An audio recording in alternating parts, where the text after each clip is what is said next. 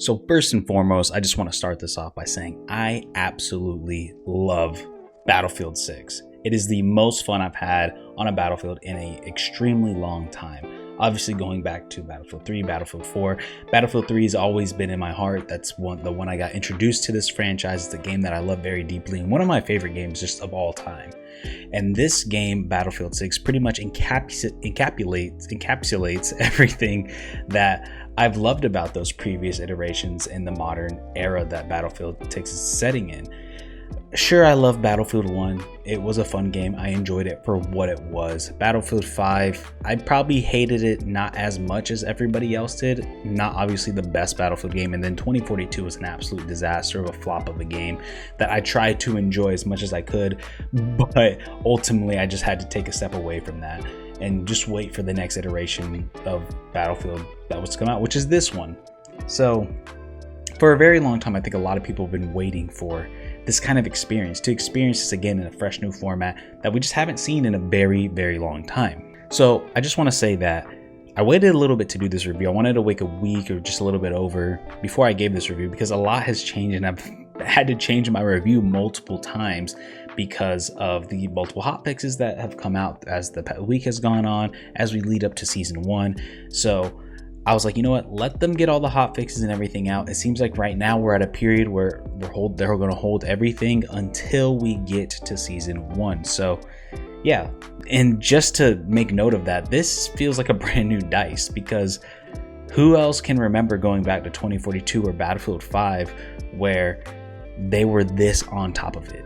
Shoot, I would even say in Battlefield 3 and Battlefield 4 they weren't on top of it like they are right now. This is like rolling out fixes as quick as possible, getting these things going, and I think they're trying to take advantage of the moment. Obviously everybody knows leading into this that this Battlefield had to be successful for EA because otherwise this franchise, like many other EA franchises, may have been shelved if it didn't reach the expectations that EA and its shareholders had put on it. And obviously I think a lot of this have to give credit towards Vince Zampella. Vince Zampella has been the new lead over at DICE as well as in charge of basically everything of Battlefield Studios, and obviously, this guy has an incredible resume going back to the original Call of Duty Modern Warfares that were amazing games, then leading into Titanfall 2 as well as Apex Legends, and now he's coming over here. It seems like almost everything this man touches, it turns into gold, and this was something the Battlefield franchise desperately needed. So the moment I heard that EA was going to pull him off Respawn and bring him over to DICE and Battlefield Studios, I was super pumped to see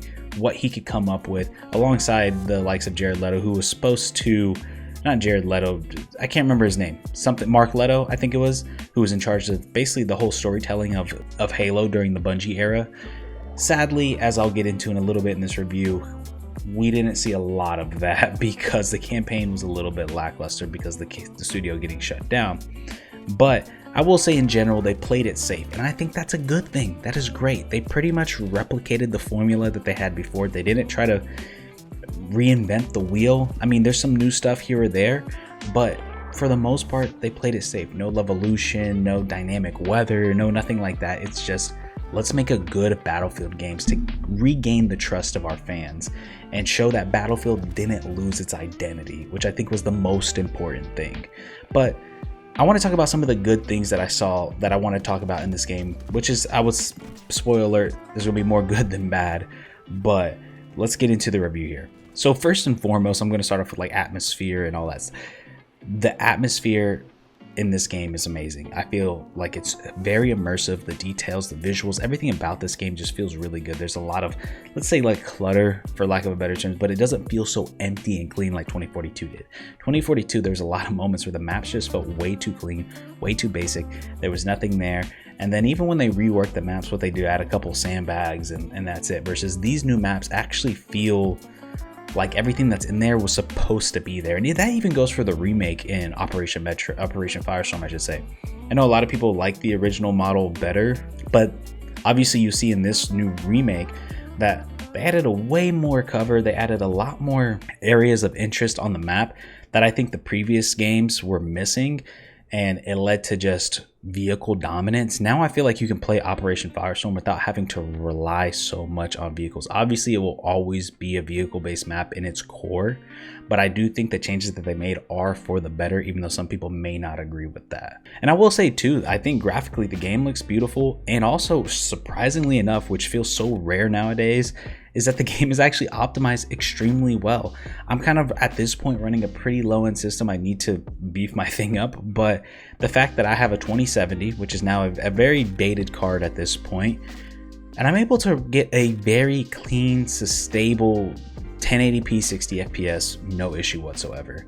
Obviously, I plan on trying to upgrade down the road, but the fact that I'm at that point now where if I'm able to run a brand new AAA game as smoothly as this, I'm almost shocked. So I can imagine like on the handhelds the PC handhelds that are out, as well as people who potentially may even have a lower spec computer than me, are able to run this like fairly well, decently. And then I would imagine as you scale up in processing power and graphic power, it's going to be even great. So like they knocked it out of the park with the optimization. Now in terms of the audio of this side of the game, I think Battlefield has always killed it with the audio, even in the Battlefield 5 to Battlefield 2042. And I might be in the minority there, but I always felt like the audio was okay. That was the one like saving grace of the game, if you could call it that, was that the audio in those games, especially footstep audio, environmental audio, I always thought were pretty solid. Even the guns and stuff, I might get disagreement or pushback on that, because really my faults with those two games are outside of that portion of it. And even so, I would go as far as to say that Battlefield 5 actually had pretty damn decent audio, from what I can remember at least. But at least in this one, the guns sound punchy. The environmental sounds honestly remind me a lot of Battlefield 3 and Battlefield 4, and like those certain kind of audio cues that we used to have, like especially the way suppression sounds and stuff. There's certain things about it that like, okay, that's that unique Battlefield sound. And lastly, thank God, no specialists, and the soldiers actually match the theme that the game is trying to portray.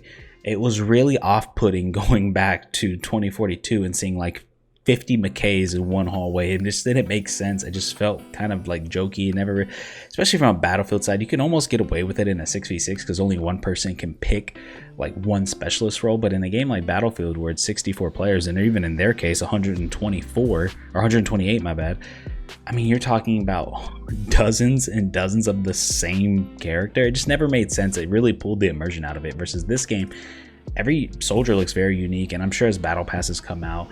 And one thing I will give DICE credit and Battlefield Studios credit in the previous entries is that generally they never really went over the top with cosmetic skins that were very immersion breaking, and I think they're going to do the same here. I'm hoping to see very cool cosmetics there. Obviously at the end of the day, it's all about the game and the gameplay, but I hope it's not as vanilla like we see in the camos. I feel like right now the camos aren't really worth getting. They just look kind of basic, and I'm not saying I want some crazy gold this and that, but you know, let's make them cool. I mean, we still keep it grounded. It's possible to have both is all I'm saying. Now let's get into the gameplay.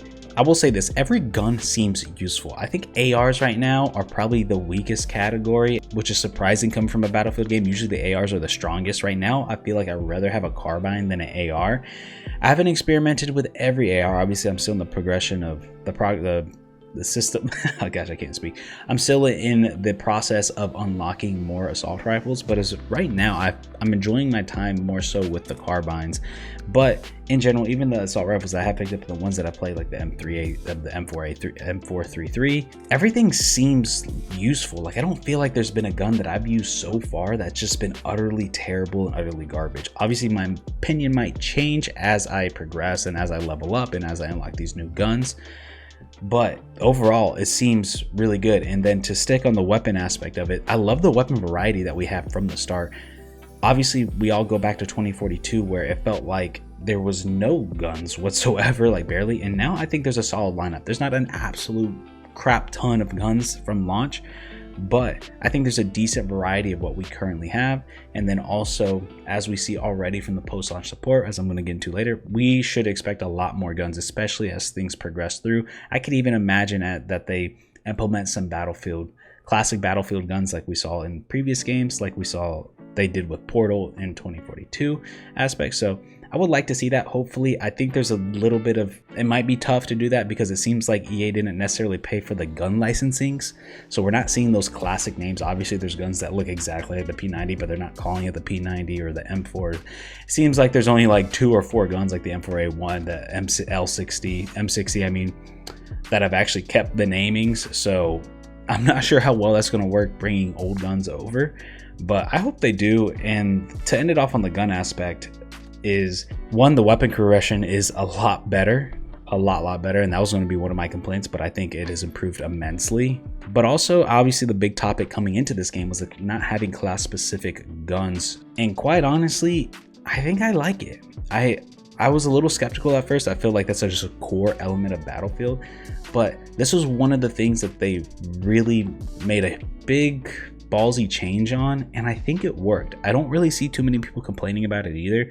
My argument for it was that I feel like now with an open weapon system is that you are going to get players playing the role that needs to be played instead of the gun that they want to play.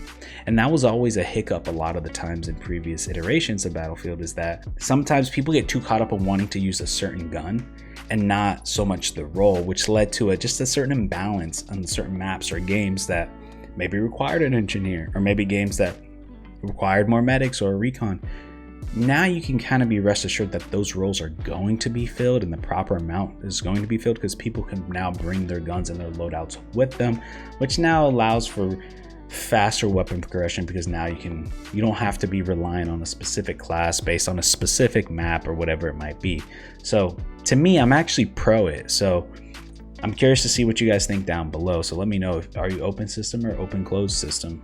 So now let's get into the movement. So I know this has been a little bit of a topic of conversation amongst the Battlefield social media path, but obviously a lot of people are saying the movement feels slower, and I do agree with that. I do think the movement feels a little bit slower than the beta, but I don't think it's bad. I think some people, and this might just be dependent on your playstyle, I'm kind of somewhere in between where I'm not like super, I guess, passive in the way I play. I am kind of like that hybrid mix. So, and I find the movement to be fine. I find it to be pretty balanced. I don't necessarily, and I don't think anybody's asking for COD-like, Warzone-like movement where it's absolutely insane and it's like you're flying through, you're just animation glitching everything. But I also don't necessarily see the people that are super upset about it in the other direction where they felt like they nerfed it too much. I'm honestly okay with both. Neither really affects me. Now, one thing is that there is still obviously certain bugs. Like there's this bug right now where you just bounce into the air if you're hitting a certain object in a certain way.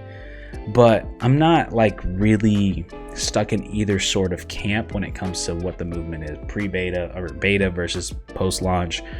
I'm okay with the post-launch. I don't really have much issues or much complaints about it, but you do notice it if you did play the beta and you're playing this for the first time. So one thing I am noticing that DICE and Battlefield Studios are putting emphasis on this game is adding a lot more variety in the game modes. I think and this is something I've been preaching about a long time in Battlefield, is that yes, you have your conquest and you have your rush, and then breakthrough was introduced in Battlefield 1, so those have been kind of staples, and those have kind of been the core three. Obviously you had team deathmatch and domination, which are kind of like side modes, but I do like that it feels like they are now leading into a direction where like, okay, how can we change this up? How can we include more stuff?